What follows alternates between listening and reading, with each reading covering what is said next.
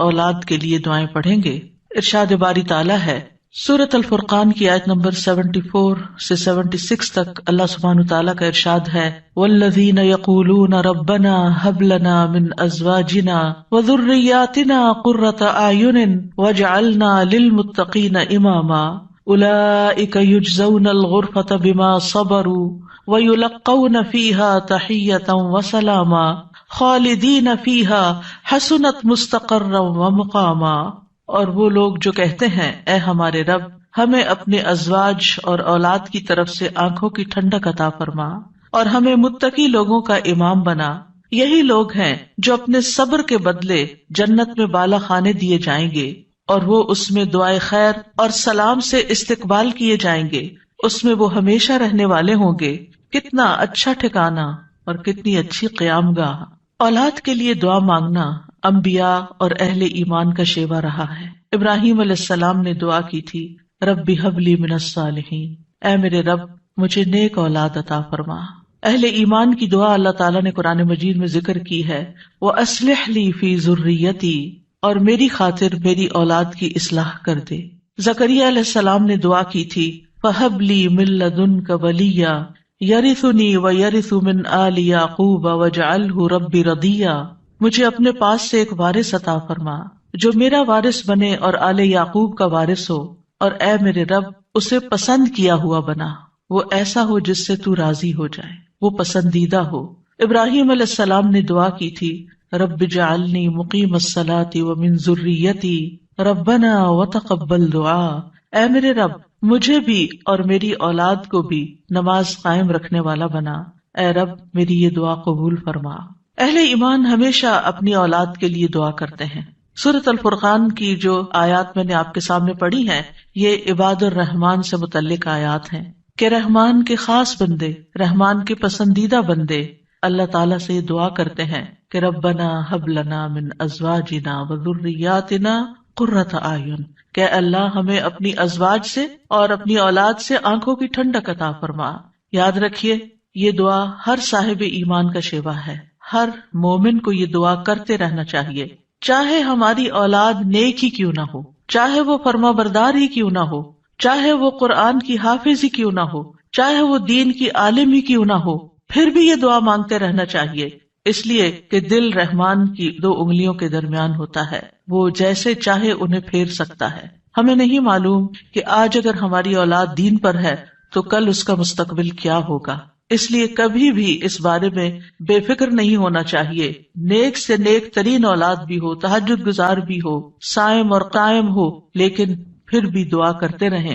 اگر آپ کی اولاد نیک ہے تو آپ کی دعائیں ان کی نیکی میں استقامت اور اضافے کا سبب بنے گی، یعنی وہ مزید نیک بنے گی، ان کے اندر مزید استقامت آئے گی اور پھر اسی طرح ان کا ایمان بھی بڑھے گا.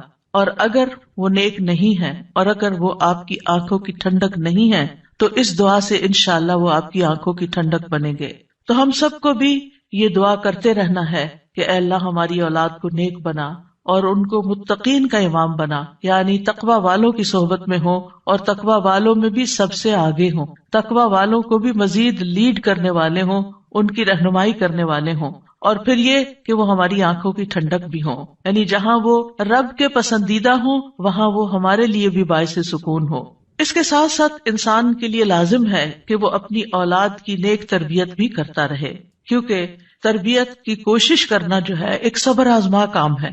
اسی لیے اس آیت کے بعد جو آیت آتی ہے اس میں صبر کرنے والوں کی جزا جنت میں غرفہ بتائی گئی ہے. عربوں کے ہاں گھر کے اندر جتنے بھی کمرے ہوتے ہیں ان میں سے سب سے بہترین کمرہ غرفہ کہلاتا ہے، یعنی سب سے اعلیٰ ترین درجہ. تو جنت میں بھی جب غرفہ کی بات ہے تو اس سے مطلب کوئی ہائی رائز بلڈنگ نہیں ہے، کیونکہ وہ ایک جگہ پر آتا نا کہ غرفات پر غرفات مبنیہ ہوں گے، تو اس سے مراد یہ ہے کہ جنت کے اعلیٰ ترین مقامات اللہ تعالیٰ ان کو عطا کرے گا جو صبر کے ساتھ تربیت بھی کرتے رہیں گے اور صرف اپنی تربیت اور اپنی کوشش کو کافی نہیں سمجھیں گے بلکہ اللہ تعالیٰ سے دعا بھی کریں گے. اور بہت دفعہ ایسا بھی ہوتا ہے کہ ہم تربیت میں پوری کوشش کر لیتے ہیں لیکن اس کا اثر اولاد میں نظر نہیں آتا. اولاد آپ کی ایکسپیکٹیشن پہ پوری نہیں اترتی، آپ جیسے ان کو دیکھنا چاہتے ہیں ویسے وہ نظر نہیں آتے. کیا ہم نوح علیہ السلام کی تربیت پہ کوئی شک کریں گے؟ ان کے 4 بیٹے تھے جن میں سے 3 بہترین بیٹے ثابت ہوئے، لیکن ایک بیٹا اپنے ہی راستے پر چل نکلا. تو اس میں انسان کی کوشش اگر ہو اور انسان کے بس میں ہو اولاد کی اصلاح، تو وہ سبھی کو سیدھا کر کے رکھ دے. لیکن یاد رکھیے، کوشش ہماری، دعا ہماری، اور اس میں اثر ڈالنے والا اور اس کو ہماری آنکھوں کی ٹھنڈک بنانے والا صرف اور صرف ہمارا رب ہے. اس لیے مومن صرف اپنی کوششوں پہ بھروسہ نہیں کرتا، بلکہ وہ اپنے رب کو پکارتا رہتا ہے. اور پھر عام طور پر یہ ہوتا ہے کہ ہم اس دعا کو اپنی دعاؤں کا حصہ نہیں بناتے. ہاں، جب اولاد کی طرف سے کوئی تکلیف پہنچتی ہے، جب وہ ہماری کوئی بات نہیں مانتے یا ہمیں ناراض کرتے ہیں، تو پھر ہمیں خیال آتا ہے کہ ہمیں دعا کرنی چاہیے کہ ان کی اصلاح ہو جائے اور یہ سیدھے ہو جائے اور ہماری آنکھوں کی ٹھنڈک بن جائے. یاد رکھیے، یہ صرف اولاد کے بگاڑ کے وقت کی دعا نہیں ہے، بلکہ ہمیشہ یہ دعا کرتے رہنا چاہیے. اپنی روزمرہ زندگی کی خاص دعاؤں میں اس دعا کو شامل کر لیں. اپنی نمازوں میں، سجدوں میں، قبولیت کے اوقات میں اپنی اولاد کے لیے دعا کریں، کیونکہ اولاد انسان کی محبوب ترین چیزوں میں سے ہے. جن کو اللہ نے اولاد کی نعمت سے نوازا ہے، وہ اچھی طرح سمجھ سکتے ہیں کہ ہماری زندگی میں اولاد کا کیا مقام ہے. یعنی جب تک انسان والدین نہیں بنتا، ماں باپ نہیں بنتا، وہ اس بات کو سمجھ ہی نہیں سکتا کہ اولاد کیا چیز ہوتی ہے. کیونکہ انسان زندگی میں مختلف چیزوں سے محبت کرتا ہے، مختلف چیزوں کے ساتھ انسان کا لگاؤ ہوتا ہے، مختلف کام یا مختلف چیزیں اس کو پسند آتی ہیں. لیکن جب ایک عورت ماں بنتی ہے، ایک مرد جو ہے وہ باپ بنتا ہے، تو اس کے بعد اس کی زندگی میں جو تبدیلی آتی ہے، اس کے بعد اس کی زندگی کے اندر جو خوبصورتی آتی ہے، اس کے بعد اس کی زندگی کا جو محور اور مرکز بن جاتا ہے، اور اس کی تمام توجہ کا مرکز جو چیز بن جاتی ہے، اور دن رات کی یہ ڈیوٹی 24/7 کی ہوتی ہے. یعنی باقی چیزوں سے تو آپ کسی وقت الگ بھی ہو سکتے ہیں، مگر یہ وہ رشتہ ہوتا ہے کہ جس سے آپ پھر مرتے دم تک الگ نہیں ہو سکتے، کیونکہ وہ آپ کے جسم کا ایک حصہ ہوتا ہے. اور اللہ تعالیٰ آپ کے دل میں ہر چیز سے زیادہ ان کے لیے محبت ڈال دیتا ہے، اور ان کی خوشی آپ کو خوش کرتی ہے اور ان کا دکھ آپ کو دکھی کرتا ہے. اس لیے انسان کو ہمیشہ اپنی دعاؤں میں یہ خاص دعا کرتے رہنا چاہیے، اور قبولیت کے اوقات میں بھی، کیونکہ اولاد سے ملنے والی آنکھوں کی ٹھنڈک اسی وقت ہوتی ہے جب اولاد سیدھے رستے پر ہوتی ہے، جب اولاد نیک ہوتی ہے، اچھے کام کر رہی ہوتی ہے، تو پھر ہی ماں باپ کی آنکھوں کی ٹھنڈک ہوتی ہے. اور اس دعا کے دوسرے حصے میں اپنے لیے دعا ہے کہ اللہ ہمیں متقین کا امام بنا. یعنی اولاد جو ہے، ہم اس کے ایک طرح سے امام ہوتے ہیں. جیسے حدیث میں آتا ہے نا، کلکم راعٍ وکلکم مسئول عن رعیتہ، تو ہر ایک ہم میں سے راعی ہے، ہر ایک لیڈر، ہر ایک ذمہ دار ہے. تو اللہ تعالیٰ ہمیں ماں باپ کی حیثیت میں ایسا رول ماڈل بنا کہ ہم متقی ہوں اور ہماری اولاد بھی متقی ہو. یعنی ہماری اولاد میں بھی نیکی ہو، اور پھر ہم نیکی کے ساتھ آگے ان کی رہنمائی کرنے والے ہوں. اور ویسے جنرل سینس میں دیکھیں تو اس میں انسان کو ایک ہائیسٹ مقام حاصل کرنے کی دعا یہاں سکھائی گئی ہے، اور وہ کیا کہ انسان ایسا انسان ہو کہ جسے دیکھ کر لوگ متقی بن جائیں. یعنی دوسرے لفظوں میں یہ کہ نیکیوں میں سبقت کرنے والے ہوں، نیکیوں میں آگے بڑھنے والے ہوں، تاکہ دوسرے لوگ بھی ہمیں دیکھ کر نیک بن جائیں. مثلاً اگر ایک مرد اول وقت میں مسجد میں جا کر نماز پڑھتا ہے تو اس کے بچوں پر اس کا کیا امپریشن ہوگا. یعنی اگر باپ ذمہ دار ہے تو بچے بھی دیکھ کر کہیں گے کہ ہاں ہمیں بھی یہی کام کرنا ہے، کیونکہ بچے ابتدائی زندگی میں خاص طور پر باپ کو، ماں کو بہت فالو کر رہے ہوتے ہیں. پھر اسی طرح اگر آپ کا پڑوسی آپ کو دیکھتا ہے، آپ کے کولیگز آپ کو دیکھتے ہیں کہ آپ کی توجہ سب سے زیادہ کس چیز کی طرف ہے، تو وہ بھی آپ کی دیکھا دیکھی نیکی کے کام میں آگے بڑھتے ہیں. آپ صدقہ کرتے ہیں اور کوئی آپ کو دیکھ رہا ہے، آپ کا مقصد نہیں دکھانا، لیکن کسی کو نظر آ جاتا ہے تو آپ کو دیکھ کر وہ بھی شروع کر دیتا ہے، تو آپ اس کے کیا بن گئے؟ امام. یعنی آپ لیڈ کر رہے ہیں، آپ آگے ہیں اور وہ آپ کو فالو کر رہے ہیں. تو ہمیں یہ دعا کرنی چاہیے اپنے لیے کہ اللہ ہمیں نیکی کے کاموں کا امام بنا، متقین کا امام بنا. تو یہاں ہم دیکھتے ہیں کہ یہ عباد الرحمن کی صفات میں سے ایک صفت ہے، اور وہ کہتے ہیں والذین یقولون ربنا ہب لنا. ہب کا لفظ جو ہے یہ ہبہ سے ہے، اور ہبہ کہتے ہیں بلا معاوضہ کوئی چیز دینا. یا رب ہم نے کچھ کیا نہیں، لیکن تو اپنے پاس سے ہمیں عطا فرما، اپنی خاص رحمت سے ہمیں یہ عطا فرما. من ازواجنا، ازواج کا لفظ جو ہے یہ زوج سے ہے. جن اور حیوانات، ان سب میں نر اور مادہ پایا جاتا ہے جو ہر ایک دوسرے کا زوج کہلاتا ہے. یعنی عورت کے لیے بھی یہ لفظ استعمال ہوتا ہے اور مرد کے لیے بھی استعمال ہوتا ہے. اگر مرد یہ دعا کریں گے تو اپنی بیویوں کے لیے کریں گے کہ ہماری بیویاں ہمارے لیے آنکھوں کی ٹھنڈک ہوں، اور اگر عورتیں یہ دعا کریں گی تو ان کے ازواج ان کے خاوند ہوں گے کہ ان کو ہمارے لیے آنکھوں کی ٹھنڈک بنا۔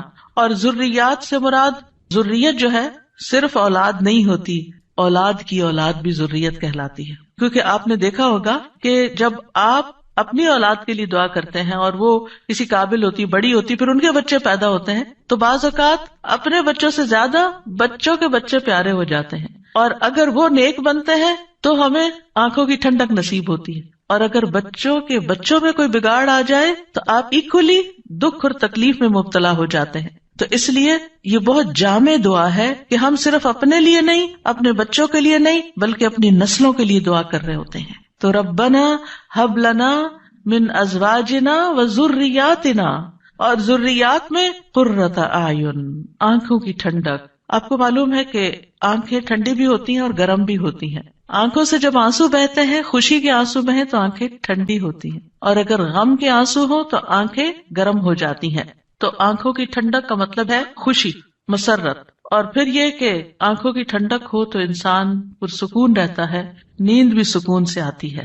کہ بچوں کی طرف سے اگر انسان کو بے فکری ہو کہ وہ اچھے کام کر رہے ہیں، اچھی جگہ پر ہیں، سیف ہینڈز میں ہیں، تو انسان کے بہت سے غم، دکھ، پریشانیاں ختم ہو جاتی ہیں، وہ بے فکر ہو جاتا ہے۔ اور پھر اسی طرح یہ ہے کہ جب آنکھوں کی ٹھنڈک ہوتی ہے تو انسان کے دل کو بھی قرار ملتا ہے، یعنی آنکھوں کی ٹھنڈک صرف آنکھوں تک نہیں رہتی، بلکہ آنکھوں سے انسان جو کچھ دیکھتا ہے وہ اس کے دل تک اتر جاتا ہے۔ ابن عباس کہتے ہیں اس سے مراد ان کی وہ اولاد ہے جو اللہ کی اطاعت کے کام کرے تاکہ دنیا اور آخرت میں انہیں آنکھوں کی ٹھنڈک نصیب ہو، یعنی جو بچے نیک ہوتے ہیں وہ ماں باپ کے لیے ان کی زندگی میں بھی خوشی کا باعث ہوتے ہیں، اور جب ماں باپ فوت ہو جاتے ہیں تو وہ ان کے لیے صدقہ جاریہ بن جاتے ہیں۔ اور پھر جب قیامت کے دن اٹھیں گے اور اولاد اور والدین کو اللہ سبحانہ تعالیٰ جمع کر دے گا اپنی جنتوں میں، تو یہ وہاں بھی ان کو دیکھ دیکھ کر خوش ہوتے رہیں گے۔ obviously جو بچے ماں باپ کے ساتھ نہیں جا سکیں گے، جو ماں باپ کا دین چھوڑ گئے یا ان کا راستہ چھوڑ گئے یا نماز روزہ چھوڑ گئے، تو پھر ظاہر ہے کہ وہ بچے چاہے دنیا میں کتنے بھی کامیاب کیوں نہ ہو، وہ آخرت میں ساتھ نہیں ہوں گے۔ تو اس لیے جب یہ دعا کرتے ہیں تو اس میں ان کی ہدایت اور صلاح کی دعا بھی آ جاتی ہے، یعنی یہاں اس دعا سے مراد صرف بچوں کا ظاہری حسن اور خوبصورتی اور ان کی دنیا کی کامیابیاں اور دنیا میں ان کا مال و دولت کمانا، یہ بھی ٹھیک ہے، خوشی کی بات ہوتی ہے۔ بچہ خوبصورت ہو تو ماں باپ کو بہت اچھا لگتا ہے، بچہ اگر کامیاب ہو، کوئی ڈگری کر لے تو ماں باپ کو بہت اچھا لگتا ہے، بچے کو اچھی جاب مل جائے تو ماں باپ بہت خوش ہوتے ہیں۔ اور جو ماں باپ صرف دنیا کے لیے جیتے اور جن کا مطلب اور مقصد، ایم اور گول صرف دنیا کمانا ہوتا ہے، وہ انہی باتوں پر خوش ہوتے رہتے ہیں۔ لیکن جو اہل ایمان ہوتے ہیں ان کی خوشی صرف اس چیز میں نہیں ہوتی، ان کی خوشی اولاد کی نیکی میں ہوتی ہے کہ ہماری اولاد نیک ہو۔ تو جب ہم یہ کہتے ہیں کہ ہمیں آنکھوں کی ٹھنڈک عطا کر، تو اس سے مطلب یہ ہوتا ہے کہ اللہ وہ تیرے اطاعت گزار ہوں، فرما بردار ہوں، خیر اور بھلائی کے کاموں میں آگے جانے والے ہوں، اللہ کی عبادت اچھے طریقے سے کرنے والے ہوں، گناہوں اور حرام کاموں سے بچنے والے ہوں۔ اور وجعلنا للمتقین اماما، کہ اللہ ہمارے ماتحت جتنے بھی لوگ ہیں وہ سب متقی ہوں، یعنی ایک طرف اولاد کے لیے دعا اور دوسری طرف ان لوگوں کے لیے جو ہمیں فالو کرتے ہیں یا جن کے اوپر ہم ذمہ دار بنائے گئے ہیں، کہ یا اللہ ان کے اندر بھی تقویٰ پیدا کر دے، یعنی ہماری اولاد تو نیک ہو، لیکن آپ کے ساتھ جو لوگ کام کر رہے ہیں، جن کے آپ ذمہ دار ہیں، مثلاً اگر آپ استاد ہیں اور آپ کے شاگرد ہیں، یا آپ ایک لیڈر ہیں، کمیونٹی لیڈر ہیں اور آپ کے بہت سے فالوورز ہیں، یا اسی طرح اور جو بھی کام آپ لیڈرشپ رول میں کرتے ہیں، تو یا اللہ جو لوگ آپ کی جو ٹیم ہے، یا اللہ اس کو بھی متقی بنا دے، اس کے اندر بھی اپنی محبت پیدا کر دے۔ کتنی خوبصورت دعا ہے۔ ظاہر ہے کہ انسان انہی لوگوں کے ساتھ ہوتا ہے، یا تو گھر میں ہوتا ہے یا باہر کام پر ہوتا ہے۔ جب گھر میں ہوتا ہے تو کیا ہوتا ہے، بیوی اور بچوں کو دیکھ کر انسان اپنی آنکھیں ٹھنڈی کرتا ہے، اس کو ایک پرسکون ماحول ملتا ہے۔ اور جب وہ گھر سے باہر ہوتا ہے، اپنی جاب پر ہوتا ہے، اپنی ٹیم کے ساتھ ہوتا ہے، تو ان کی نیکی، ان کا اخلاق، ان کا تقویٰ دیکھ دیکھ کر اس کی آنکھیں ٹھنڈی ہوتی رہتی۔ سنسیئر مخلص ساتھیوں کا مل جانا یہ اللہ تعالیٰ کی بہت بڑی نعمت ہوتی ہے۔ اور پھر آپ دیکھیے کہ یہ نہ صرف ان کے تقویٰ کی دعا ہے، بلکہ جو خود متقی بننے کی خواہش رکھتا ہوگا وہی چاہے گا کہ اس کی ساتھی اور اس کے ماحول کے لوگ اور اس کے آس پاس کے لوگ تقویٰ والے ہوں۔ اور یہ معنی بھی اس کا بنتا ہے کہ یا اللہ تو ہمیں اتنا تقویٰ عطا کر کہ ہم متقین کے امام بن جائیں، یعنی ان متقین میں سے بھی سب سے آگے ہو تقوی میں. للمتقین اماما، یعنی ہمیں ہدایت کا امام بنا، لوگوں کو ہم سے ہدایت حاصل ہو، گمراہی کا امام نہ بنے. کیونکہ اللہ سبحانہ تعالیٰ نے خوش بخت لوگوں کے بارے میں فرمایا سورۃ الانبیاء میں، وَجَعَلْنَاهُمْ أَئِمَّةً يَهْدُونَ بِأَمْرِنَا وَأَوْحَيْنَا إِلَيْهِمْ فِعْلَ الْخَيْرَاتِ وَإِقَامَ الصَّلَاةِ وَإِيتَاءَ الزَّكَاةِ وَكَانُوا لَنَا عَابِدِينَ. اور ہم نے انہیں ایسے پیشوا بنایا جو ہمارے حکم کے ساتھ رہنمائی کرتے تھے، اور ہم نے ان کی طرف نیکیاں کرنے اور نماز قائم کرنے اور زکوٰۃ ادا کرنے کی وحی بھیجی، اور وہ صرف ہماری عبادت کرنے والے تھے. تو اس سے کیا پتہ چلتا ہے کہ ہم نے انہیں ایسا پیشوا بنایا جو ہمارے حکم کے ساتھ رہنمائی کرتے تھے. یہ ہے متقین کے امام، کہ جو اللہ کی مرضی اور اللہ ہی کے دی ہوئی جو تعلیم اور ہدایت ہے اس کے مطابق لوگوں کو گائیڈ کرتے ہیں، صرف اپنی من پسند چیزوں یا اپنی طرف سے چیزیں ایجاد نہیں کرتے. اور اہل شقاوت بدبخت لوگوں کے بارے میں آتا ہے وَجَعَلْنَاهُمْ أَئِمَّةً يَدْعُونَ إِلَى النَّارِ، ہم نے ان کو ایسے امام بنایا جو لوگوں کو آگ کی طرف بلاتے ہیں، جیسے فرعون تھا، قارون اور اس طرح کے لوگ کہ لوگ ان کو فالو کرتے تھے اور وہ خود بھی آگ کی طرف جانے والے. جیسے فرعون کے بارے میں آتا ہے يَقْدُمُ قَوْمَهُ يَوْمَ الْقِيَامَةِ فَأَوْرَدَهُمُ النَّارِ، کہ قیامت کے دن وہ اپنی قوم کو لیڈ کر رہا ہوگا اور انہیں آگ میں لے جا کے گرائے گا. تو اس لیے بہت ضروری ہے کہ ہم خیر میں اچھا نمونہ بنے. اور ویسے بھی آپ دیکھیں کہ انسان کے امپریشنز ہوتے ہیں، انسان جو کچھ کرتا ہے، اچھا کرتا ہے یا برا کرتا ہے، اس کے آثار ہوتے ہیں. یعنی آپ اچھا کرتے ہیں اور آپ کو دیکھ کے جتنے لوگ خاموشی سے اچھا کر لیتے ہیں وہ سارے آپ کے آثار ہو گئے، اور ان سب کی نیکی آپ کی نیکی میں جمع ہو گئی. اور آپ کو دیکھ کر اگر کوئی شخص غلط ٹرینڈ اختیار کرتا ہے تو اس کی قباحت بھی آپ کے پلے میں پڑ گئی. تو متقین کا امام بننے کے لیے یاد رکھیے دو چیزیں بڑی اہم ہیں، ایک ہے صبر اور دوسرے ہے یقین. صبر اور یقین، یہ دو چیزیں ہوں تو یہ مقام حاصل کیا جا سکتا ہے. اللہ تعالیٰ فرماتے ہیں وَجَعَلْنَا مِنْهُمْ أَئِمَّةً يَهْدُونَ بِأَمْرِنَا لَمَّا صَبَرُوا وَكَانُوا بِآيَاتِنَا يُوقِنُونَ. اور جب انہوں نے صبر کیا تو ہم نے ان میں سے ایسے امام بنائے جو ہمارے حکم سے رہنمائی کرتے تھے اور وہ ہماری آیات پر یقین رکھتے تھے. یاد رکھیے ایک بچے کی تربیت صبر آزما کام ہوتا ہے، اور اس کے بارے میں ہوپ فل رہنا بھی بڑا ضروری ہوتا ہے. کیونکہ اگر ہم صبر کا دامن چھوڑ دیں اور یہ کہے کہ یہ تو ماننے والے نہیں اور یہ ہماری سنتے نہیں، ٹھیک ہے جو چاہے کریں، اور ان کو کھلی چھٹی دے دیں، تو وہ تو بگاڑ کی آخری حد کو پہنچ جائیں گے. آپ کھلی چھٹی دے دیں گے نہیں، آپ کو اچھے اخلاق کے ساتھ، رویے کے ساتھ وقتاً فوقتاً ان کی اصلاح کا کام کرتے رہنا ہے. اور یہ صبر آزما کام ہے. یعنی بعض اوقات آپ کا دل اندر سے کٹ رہا ہوگا، آپ شدید غصے کا شکار ہوں گے، شدید نفرت کا شکار ہوں گے ان کے کسی غلط کام پر، لیکن آپ اس کا ایسا اظہار نہیں کریں گے کہ جس سے وہ ہمیشہ کے لیے آپ کو خیر بات کہہ کے چلے جائیں اور آپ سے کٹ جائیں. کیونکہ آپ دیکھیں بہت سے بچے ایسے ہوتے ہیں جو ماں باپ کی نیگنگ سے اور ماں باپ کی بد اخلاقی اور بدسلوکی سے پھر وہ ہمیشہ کے لیے ان کو چھوڑ ہی جاتے ہیں. تو ایسا کوئی طریقہ اختیار نہیں کرنا کہ جس سے وہ دور ہوں، بلکہ محبت کے ساتھ. یعنی اگر ان کے اندر آپ دیکھتے ہیں کچھ چیزیں ایسی ہیں جو درست نہیں، تو محبت کے ساتھ اور صبر کے ساتھ دعائیں کرتے کرتے ان کی اصلاح کرتے جائیں. ہو سکتا ہے آپ اپنی زندگی میں نہ دیکھیں وہ دن جس کو آپ دیکھنا چاہتے ہیں، لیکن مرنے کے بعد آپ کو ان کی دعائیں پہنچ رہی ہوں، آپ کی وہ محنت ضائع نہیں جائے گی. تو لما صبروا، صبر کرنا بہت ضروری ہے. اور پھر یہ ہے کہ ان کی طرف سے جتنی بھی آزمائشیں آئیں، ان کی طرف سے جو تکلیفیں آپ کو پہنچے، کیونکہ جو بھی ماں باپ بنتے ہیں وہ سب جانتے ہیں کہ اولاد کی طرف سے بعض اوقات آنکھوں کی ٹھنڈک سے زیادہ تکلیفیں ہی پہنچتی. یعنی وہ آپ کا مقام نہیں سمجھتے جب تک وہ خود ماں باپ نہیں بنتے. ان کو سمجھ نہیں آتی کہ ماں باپ کا مقام کیا ہے اور ماں باپ کی تکلیف کیا ہے. لہٰذا ایسے تمام مواقع پر صبر سے کام لینا ہے. اور دوسرا یہ کہ یقین رکھنا ہے، بے یقینی سے دعا نہیں کرنی. یقین رکھنا کہ اللہ میری دعائیں سنتا ہے اور وہ ضرور سنے گا. لم اکم بدعائک رب شقیہ، اے رب میں تجھ سے دعا مانگ کر کبھی بدبخت ہوا ہی نہیں، تو دعاؤں کا سننے والا ہے. ایسی دعا کرنے والوں کا انجام بہت بہترین ہے. اللہ تعالیٰ فرماتے ہیں اولئک یجزون الغرفۃ، ایسے نیک بندے جن کے اندر یہ صفات ہوں، جو یہ چاہتے ہوں کہ ان کی اولاد اچھی ہو جائے، ان کے ازواج، ان کی بیوی یا شوہر اچھا ہو جائے، اور پھر صبر کے ساتھ یہ سب کام کریں، تو پھر ان کا انجام بھی بہت اچھا ہے. اور وہ کیا ہے کہ جنت کا اعلیٰ ترین مقام، جیسا کہ سورۃ العنکبوت میں آتا ہے والذین آمنوا وعملوا الصالحات لنبوئنہم من الجنۃ غرفا تجری من تحتها الانہار خالدین فیہا نعم اجر العاملین الذین صبروا وعلی ربہم یتوکلون. اور جو لوگ ایمان لائے اور انہوں نے نیک کام کیے ہم انہیں ضرور ہی جنت کے اونچے گھروں میں جگہ دیں گے، یعنی بہترین مقام پر جگہ دیں گے جن کے نیچے سے نہریں بہتی ہیں. یعنی اوپر جب ہوتا ہے تو نیچے کا سین زیادہ بہتر نظر آتا ہے.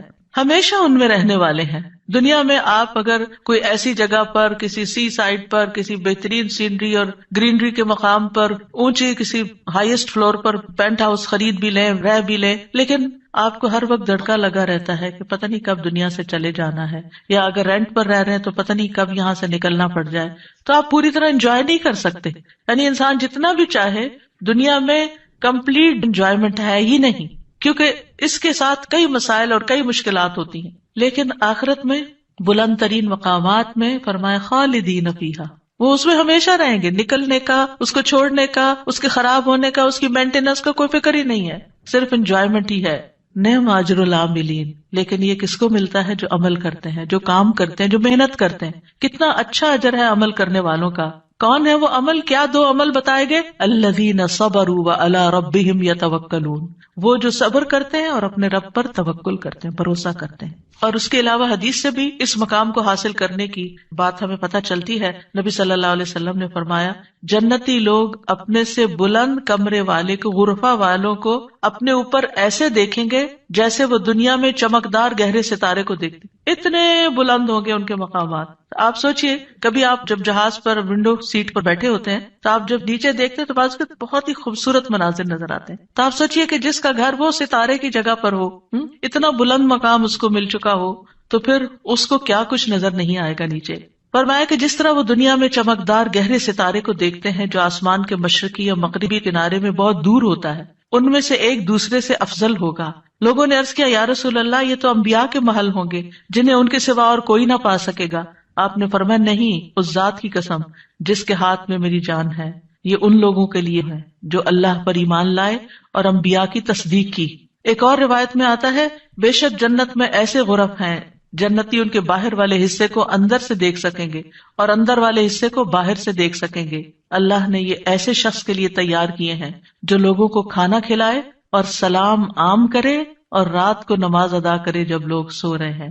اور الحمدللہ رمضان ایسا مہینہ ہوتا ہے کہ جس میں آپ یہ تینوں کام کر سکتے ہیں. آپ کی ہرس ہوتی ہے کہ زیادہ سے زیادہ لوگوں کو افطار کرایا جائے، زیادہ سے زیادہ لوگوں تک راشن پہنچایا جائے، یعنی ان کو کھلایا جائے. اور جب آپ مسجد جاتے ہیں تو تراویح بھی ہوتی ہے اور بہت سے لوگ مل جاتے ہیں تو سلام پہ سلام ہو رہا ہوتا ہے. یا دینی مجالس کا زور ہوتا ہے رمضان میں جس میں لوگ اکٹھے ہوتے ہیں تو پھر ایک دوسرے سے ملاقات کر کے سلام کے مواقع آتے ہیں. اور یہ صرف رمضان ہی کے لیے نہیں ہے بلکہ سارا سال انسان ایسے کاموں کی رغبت رکھے، ایسے کاموں سے محبت کرے. اور ان کی جنت میں وہ کیا ہوگا؟ وَيُلَقَّوْنَ فِيهَا تَحِيَّةً وَسَلَامًا، وہاں ان کو سلام اور دعا دی جائے گی. تحیہ کہتے ہیں زندگی کی دعا دینا، یعنی ان کے استقبال کے لیے ایسے فرشتے موجود ہوں گے جو انہیں سلام بھی کریں گے اور سلامتی کی دعائیں بھی دیں گے. جب کوئی سلامتی کی دعا آپ کو دیتا ہے تو کتنا دل خوش ہوتا ہے. تو وہاں فرشتے ان کو دعائیں دے رہے ہوں گے. اور پھر آپس میں جب ملاقاتیں ہوں گی جنتیوں کی تب بھی سلام دعا ہو رہی ہوگی. اور یہ سلامتی ان کو کس لیے ملی؟ کیونکہ دنیا میں انہوں نے گناہوں سے سلامت زندگی بسر کی. خالدین فیہا حسنت مستقرا و مقاما، ہمیشہ اس میں رہیں گے. کتنا خوبصورت ٹھکانہ، کتنا اچھا مقام. یاد رکھیے یہ دعا گھروں کی اصلاح کی بنیاد رکھتی ہے. اس میں صرف اولاد ہی نہیں بلکہ ازواج بھی، یعنی شوہر اور بیوی. آج آپ دیکھیں کہ ہر دوسرے گھر کا یہ مسئلہ بنا ہوا ہے کہ گھر میں میاں بیوی کی لڑائیاں جاری ہیں. اس سے ایک دوسرے کے اندر ایک بے چینی، اداسی، پریشانی، کاموں میں رکاوٹ اور کتنی بے شمار خرابیاں. اور سب سے بڑی بات یہ کہ آپ اپنی اولاد کے لیے ایک بہترین نمونہ ہوتے ہیں. آپ صرف آپس میں نہیں لڑتے بلکہ اپنے بچوں کو ایک برا نمونہ پیش کر کے ان کی زندگیوں کو بھی جہنم بناتے ہیں. اور پھر آپ دیکھیے کہ کوئی اور انسان ناراض ہو جائے تو اس سے انسان کو اتنی تکلیف نہیں ہوتی، حتیٰ کہ اگر ماں باپ بھی ناراض ہوتے ہیں نا تو انسان اتنی پرواہ نہیں کرتا. لیکن اگر شوہر بیوی سے یا بیوی شوہر سے ناراض ہو تو انسان کے غم کی انتہا ہوتی ہے. کسی چیز میں دل نہیں لگتا، پریشانی چھا جاتی ہے اور ہر چیز بے مزہ ہو جاتی. چاہے خوبصورت ترین محل میں آپ رہتے ہو، خوبصورت ترین لباس آپ پہنتے ہو، بہترین کھانے آپ کھاتے ہو، لیکن اگر میاں بیوی کا آپس میں پیار نہیں ہے، آپس میں اتفاق نہیں ہے، آپس میں ایک دوسرے سے خوش نہیں ہے، تو زندگی کی کوئی خوشی نہیں ہوتی. تو اس لیے بہت ضروری ہے کہ اس دعا سے کام لیا جائے، اور جہاں کہیں تھوڑے بہت بھی پرابلمز ہیں وہ بھی انشاءاللہ حل ہو جائیں گے، اور جہاں بڑے مسائل ہیں اور جہاں مسائل نہیں بھی وہاں بھی یہ دعا پڑھی جائے تاکہ گھروں کے اندر ایک خوبصورتی آئے. یعنی اللہ تعالیٰ نے ہمیں منع تو نہیں کیا کہ دنیا میں ہم محبت سے زندگی نہ گزاریں، یعنی ہمیں دنیا میں بھی محبت چاہیے، آپس کی اتفاق اور پیار چاہیے. ایک محبت جو ہوتی ہے وہ انسان کی ضرورت ہوتی ہے، ایک دوسرے کی کیئر کرنا ایک ضرورت ہوتی ہے ہر انسان کی. اور اللہ سبحانہ تعالیٰ نے جوڑے بنائے کیوں ہیں؟ قرآن مجید میں اللہ تعالیٰ فرماتے ہیں وَمِنْ آيَاتِهِ أَنْ خَلَقَ لَكُم مِّنْ أَنفُسِكُمْ أَزْوَاجًا لِتَسْكُنُوا إِلَيْهَا وَجَعَلَ بَيْنَكُمْ مَوَدَّةً وَرَحْمَةً إِنَّ فِي ذَلِكَ لَآيَاتٍ لِقَوْمٍ يَتَفَكَّرُونَ. اور اس کی نشانیوں میں سے ایک یہ ہے کہ اس نے تمہاری ہی جنس سے تمہارے جوڑے پیدا کیے یا بیویاں پیدا کی تاکہ تم ان کے پاس سکون حاصل کرو، اور تمہارے درمیان محبت اور رحمت پیدا کر دی. غور و فکر کرنے والوں کے لیے اس میں کئی نشانیاں ہیں. تو اللہ سبحانہ تعالیٰ نے شادی کا مقصد کیا رکھا ہے؟ سکون کا حصول. اور اگر شادی کے بعد انسان کا پہلا سکون بھی جاتا رہے اور سکون ہی لٹ جائے اور تکلیف اور پریشانی ہر وقت رہے تو اس نے کیا پایا؟ تو شادی کا مقصد ہی فوت ہو گیا. ٹھیک ہے، شادی کے اور بھی کئی مقاصد ہو سکتے ہیں، لیکن سب سے بنیادی اور اول مقصد اللہ تعالیٰ نے کیا رکھا ہے اس رشتے کے اندر؟ ایک دوسرے سے سکون، مودت اور رحمت. ایک دوسرے سے محبت بھی کریں اور ایک دوسرے پر رحم بھی کریں، ایک دوسرے کی کیئر کریں، ایک دوسرے کا خیال رکھیں، ایک دوسرے کی ضرورت کو پہچانیں. صرف خود غرضی نہ ہو کہ میری مرضی، میرا مقصد، میرا مطلب اور میں جو چاہوں صرف وہ ہو میرے پاس. نہیں، یہ بھی دیکھنا ہوگا کہ دوسرا کیا چاہتا ہے. اور جن کپلز کو یہ سمجھ آ جاتی ہے کہ دوسرے کی خواہش کیا ہے اور وہ دوسرے کی خواہش کو پورا کرنے کی کوشش کرتے ہیں تو لازماً دوسرا بھی پھر ان کی خواہش پوری کرتا ہے اور ایک خوشگوار زندگی وجود میں آتی ہے.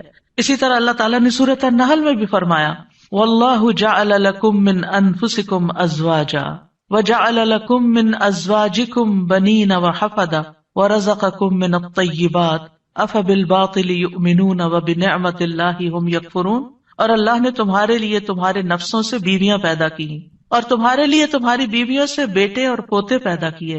یعنی اللہ نے ان سے تمہیں اولاد دی اور اس نے تمہیں پاکیزہ چیزوں سے رزق عطا کیا. کیا پھر بھی وہ باطل پر ایمان لاتے ہیں اور اللہ کی نعمت کا انکار کرتے ہیں، یعنی اللہ تعالیٰ کی نعمتوں کی ناشکری کرتے ہیں؟ تو یاد رکھیے کہ گھروں کی اصلاح کا انحصار ازواج کی اصلاح پر ہے، آپس کے اتفاق پر ہے، اور اولاد کی اصلاح سے پہلے ازواج کی اصلاح کی بات ہے. ابن علان کہتے ہیں کہ یہ دعا یعنی ازواج کے بارے میں شروع ہوتی ہے، کیونکہ اگر ازواج کی اصلاح ہو تو اولاد کی اصلاح ہوتی ہے.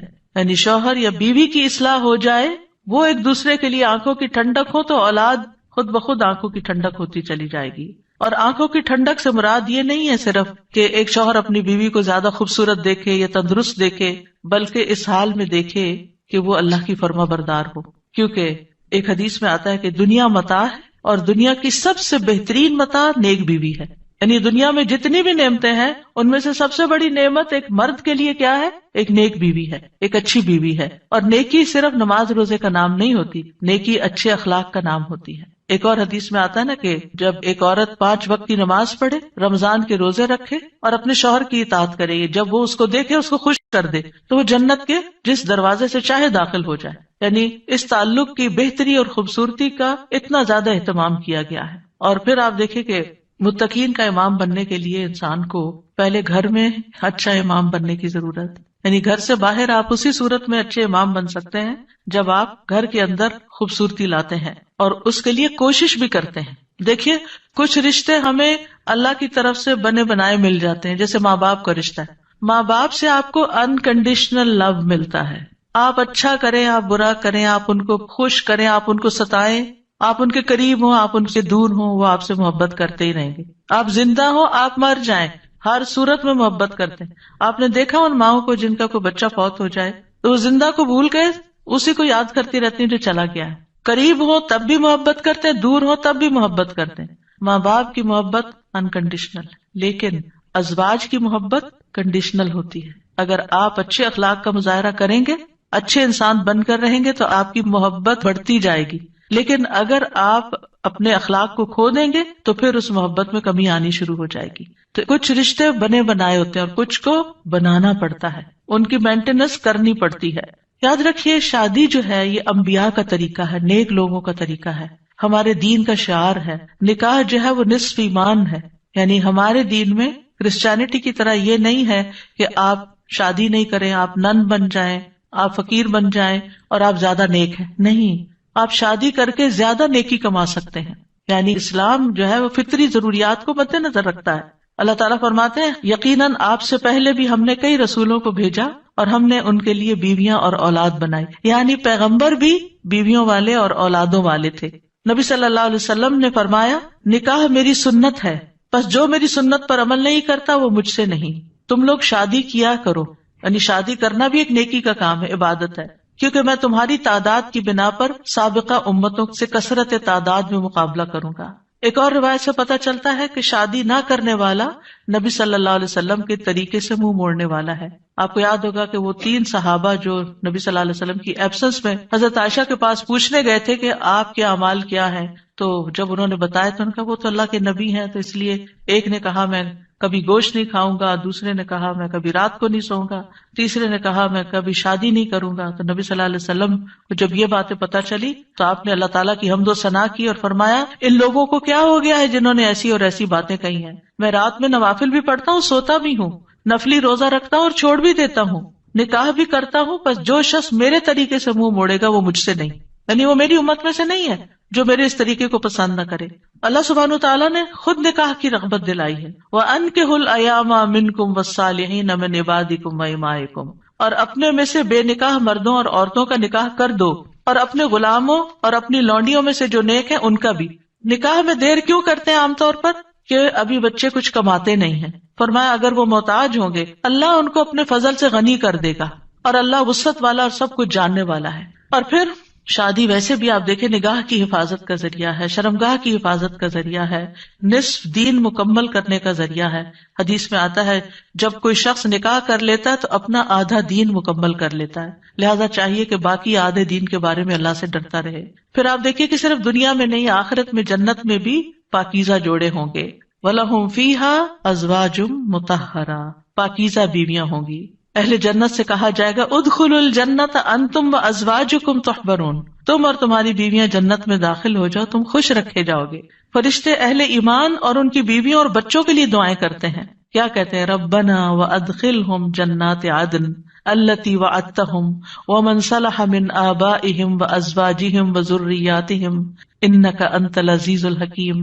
اے ہمارے رب، اور انہیں ہمیشگی کے باغات میں داخل کر جن کا تو نے ان سے وعدہ کیا تھا، اور ان کے آباء و اجداد اور ان کی بیویوں اور ان کی اولادوں میں سے جو نیک ہوئے ان کو بھی جنت میں داخل کر. یعنی یہ فرشتے اہل ایمان کے لیے دعا کرتے ہیں. اور جنت میں کوئی بھی کمارا نہیں ہوگا، یعنی جن لوگوں کی دنیا میں شادی نہیں ہوئی ان کو بھی اللہ تعالیٰ جوڑے عطا کرے گا، اور جن کے شوہر پہلے فوت ہو گئے یا بیوی فوت ہو گئی یا ایک نیک تھا اور ایک جنت میں نہیں گیا دوسرا جہنم میں چلا گیا تو ان کو بھی اللہ تعالیٰ وہاں جوڑے عطا کرے گا.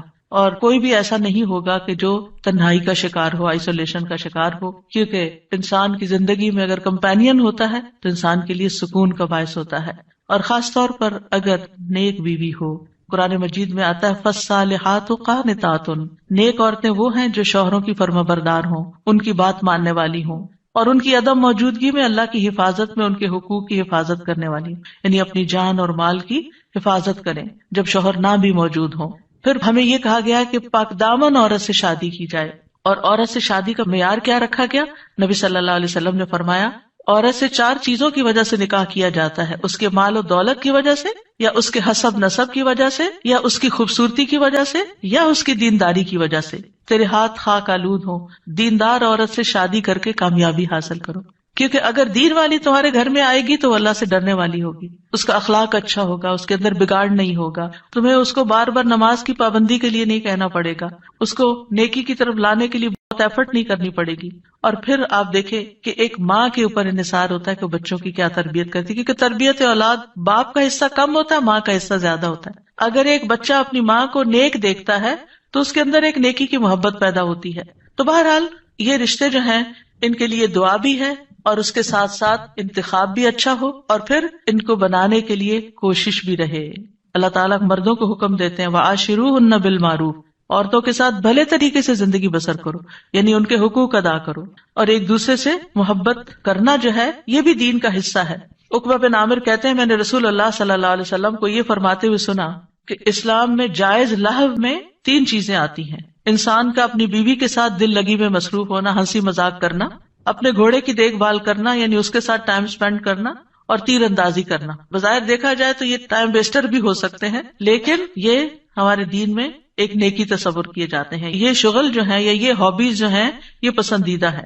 پھر یہ ہے کہ شوہر اور بیوی کو ایک دوسرے کا حق ادا کرنا ہے، کیونکہ یہ حقوق اللہ نے ایک دوسرے کے ذمے رکھے ہیں اور اللہ تعالیٰ قیامت کے دن پوچھے گا۔ بعض اوقات ایک بیوی یہ کہتی ہے کہ میں شوہر کا حق نہیں دیتی کیونکہ وہ بھی میری فلاں بات نہیں مانتا، یا شوہر یہ کہتا ہے میں بیوی کا حق نہیں دیتا کیونکہ میری وہ فلاں بات نہیں مانتی۔ نہیں، جب تک آپ اس رشتے میں ہیں دونوں کو ایک دوسرے کا حق دیتے رہنا چاہیے۔ اور کیوں دینا چاہیے؟ کہ اللہ کا حکم ہے، اس لیے نہیں کہ شوہر خوش ہوگا یا بیوی خوش ہوگی، اس لیے کہ میرے رب کا حکم ہے، اس لیے مجھے یہ کام کرنا ہے۔ اور جب آپ رب کو راضی کرتے ہیں تو رب بندوں کو بھی آپ سے راضی کر دیتا ہے۔ پھر اسی طرح یہ ہے کہ ایک دوسرے سے اچھے اخلاق کے ساتھ پیش آنا۔ نبی صلی اللہ علیہ وسلم نے فرمایا ایمان کے لحاظ سے کامل مومن وہ ہے جو اخلاق میں سب سے اچھا ہے، اور تم میں سے بہتر شخص وہ ہے جو اپنے گھر والوں کے لیے اچھا ہے، اور ایک روایت میں بیویوں کے لیے اچھا ہے۔ اس میں آپ دیکھیے کہ لوگ گھر سے باہر تو ہر ایک سے بڑا اچھا اخلاق رکھتے ہیں، لیکن گھر میں منہ بنا کے رکھتے ہیں، تو یہ اچھے اخلاق کی علامت نہیں۔ اللہ تعالیٰ نے جو کرائیٹیریا دیا ہے وہ کیا ہے کہ سب سے اچھا وہ ہے جس کا گھر میں اخلاق اچھا ہے۔ پھر اسی طرح یہ ہے کہ بد زبانی نہیں کرنی چاہیے۔ پھر بیوی کے ذمہ ہے کہ شوہر کی بات ماننے کے علاوہ شوہر کے مال اور اولاد کی حفاظت کرنے والی ہو، ان کو ضائع نہ کرے، صابر و شاکر ہو۔ شوہر کی ذمہ داری کیا ہے کہ گھر والوں پر خوشی سے خرچ کرے، اور نبی صلی اللہ علیہ وسلم نے فرمایا جو شخص اپنے اوپر خرچ کرتا ہے تاکہ وہ اس کے ذریعے لوگوں سے مانگنے سے بچے، وہ اس کے لیے صدقہ ہے۔ یعنی آپ اپنی پرسنل نیڈز کے لیے اسپینڈ کرتے ہیں، یہ بھی صدقہ ہے۔ جو شخص اپنی بیوی اور بچوں اور اپنے گھر والوں پہ خرچ کرتا ہے وہ بھی صدقہ شمار ہو جاتا ہے، یعنی شوہر کے نامہ اعمال میں وہ نیکی لکھی جاتی ہے کہ یہ اپنی بیوی پر بچوں پر خرچ کرنے والا ہے۔ پھر اسی طرح اچھے گزران کا اصول کیا ہے کہ ایک دوسرے کی اچھی عادتوں پر نظر رکھی جائے اور بری عادتوں کو اگنور کیا جائے۔ اگر ہم نے یہ ایکویشن بدلی کہ بری عادتوں کو ہر وقت ہائی لائٹ کیا، تم یہ نہیں کرتی، تم یہ نہیں کرتے، تم یہ نہیں کرتی، تم یہ نہیں کرتے، تو پھر زندگی جہنم بن سکتی ہے۔ کیونکہ ہر وقت اگر انسان اسی میں کڑتا رہے کہ اس شخص میں کیا خرابی ہے، کیا نہیں ہے، کیا کون سی برائی ہے، کون سی غلط عادت ہے، اور اسی پر لڑائی جھگڑا کرتا رہے، تو زندگی میں انجوائمنٹ نہیں رہتی۔ بلکہ اس کے برعکس نبی صلی اللہ علیہ وسلم نے یہ فرمایا کوئی مومن شخص کسی مومن عورت سے بغض نہ رکھے، یعنی بیوی سے نفرت نہیں کرنی چاہیے۔ اگر عورت کی ایک عادت ناپسند ہوگی تو کوئی دوسری عادت پسند ہوگی، تو کیا مطلب ہے کہ ناپسند بات کو چھوڑو، جو پسندیدہ ہے اس پر نظر رکھو۔ پھر اسی طرح یہ ہے کہ نیک اولاد کے لیے بھی کوشش کے علاوہ اور دعائیں بھی ہمیں سکھائی گئی ہیں، جیسے ان کی پیدائش